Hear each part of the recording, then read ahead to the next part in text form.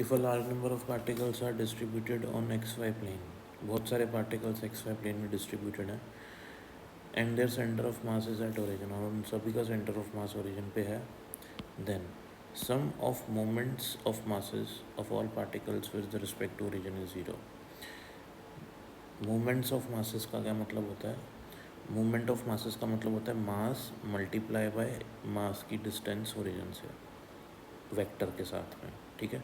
तो इस मास का मास मूवमेंट क्या होगा ओरिजिन के रिस्पेक्ट में? m1 r1 वेक्टर, इसका होगा m2 r2 वेक्टर, इसका होगा m3 r3, m4 r4, ऐसे करके बहुत सारे मासेस हैं।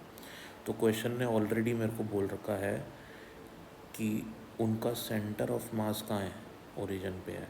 अगर उनका सेंटर ऑफ मास ओरिजिन पे है तो इसका मतलब कि उन सभी का मास मूवमेंट सेंटर के अबाउट ज़ीरो होगा, क्योंकि सेंटर ऑफ मास की डेफिनेशन क्या होती है?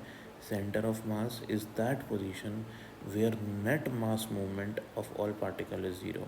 ये सेंटर ऑफ मास की एक डेफिनेशन है कि सेंटर ऑफ मास वो पॉइंट है जहाँ पे सभी इंडिविजुअल पार्टिकल्स का मास मूवमेंट क्या होता है? ज़ीरो होता है, ठीक है। अब सेंटर ऑफ मास का फॉर्मूला देखो आप। सेंटर ऑफ मास का फॉर्मूला होता है m1 r1 vector, m2 r2 vector, m3 r3 vector and so on upon total mass, ठीक है। और ये मुझे क्या दिया हुआ है? 0,0, यानी कि ज़ीरो पे दिया हुआ है। तो ये टोटल मासेज है, यहाँ मल्टीप्लाई होंगे ज़ीरो हो जाएगा। तो इसका मतलब मेरे पास क्या रिजल्ट आया? m1 r1 vector, m2 r2, m3 r3, m4 r4 vector.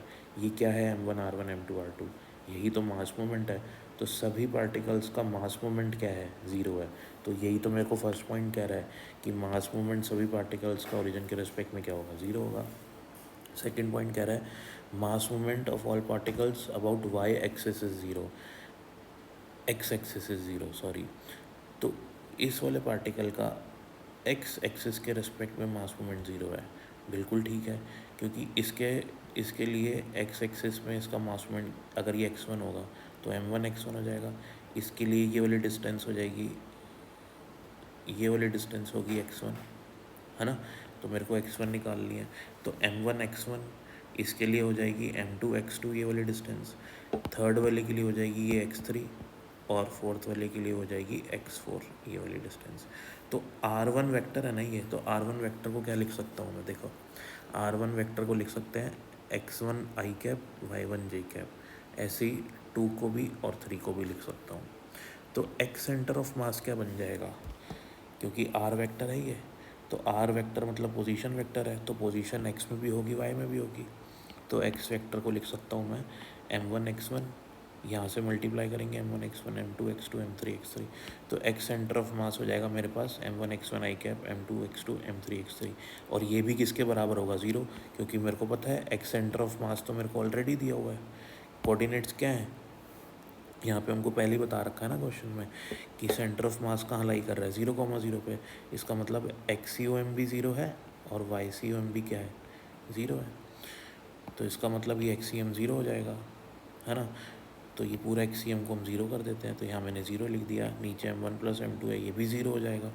तो m1 x1, m2 x2, m3 x3, यानी कि मास मूवमेंट x डायरेक्शन में ज़ीरो आ रहा है। m1 x1, m2 x2, m3 x3, ये भी क्या हो जाएगा मेरा? ज़ीरो हो जाएगा। तो about x axis mass movement zero है। सिमिलरली अबाउट y एक्सिस भी मास मूवमेंट सभी का क्या होगा? ज़ीरो ही होगा। तो इसलिए all of these options are correct. Third option में हमको यही y एक्सिस के लिए पूछ रहा था। Thank you.